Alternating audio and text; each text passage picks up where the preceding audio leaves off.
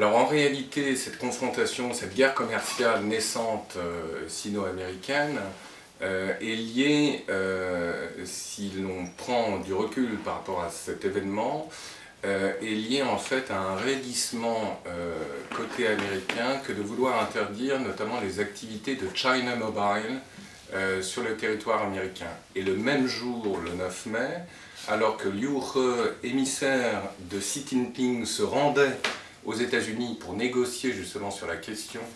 des sanctions américaines infligées contre la Chine, cette décision forte était prise précisément par Donald Trump. Donc la condamnation de Huawei par les Américains s'inscrit, je dirais, déjà dans cette continuité. Mais elle s'ajoute en définitive à des sanctions beaucoup plus importantes encore et surtout des tensions stratégiques entre la Chine et les États-Unis qu'il faut évidemment avoir à l'esprit.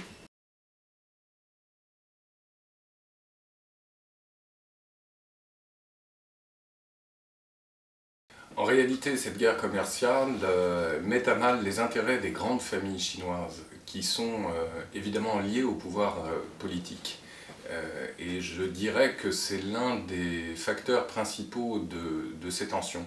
Mais s'en ajoutent d'autres, notamment les tensions dans le sud de la mer de Chine avec l'affaire de Taïwan, le cyberespionnage. Il faut rappeler que ce n'est qu'à la fin des années 90 que la Chine s'est invitée dans les débats électoraux américains à la suite de fuites et d'une affaire d'espionnage rapportée par Christopher Cox en 1999. Et puis, il faut rappeler, in fine, le grave problème également des répressions à l'encontre non seulement de la communauté tibétaine, mais aussi ouïghour, qui crée par là même des tensions assez fortes avec une volonté pour les États-Unis donc de faire pression sur le gouvernement chinois. Donc, pour conclure momentanément,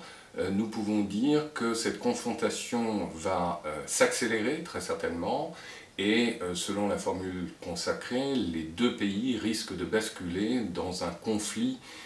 qui est rapporté notamment par un certain nombre d'universitaires américains sous le nom de piège de Thucydide, en référence justement à la rivalité jadis entre Sparte et Athènes, savoir donc une réponse par la guerre à un conflit commercial.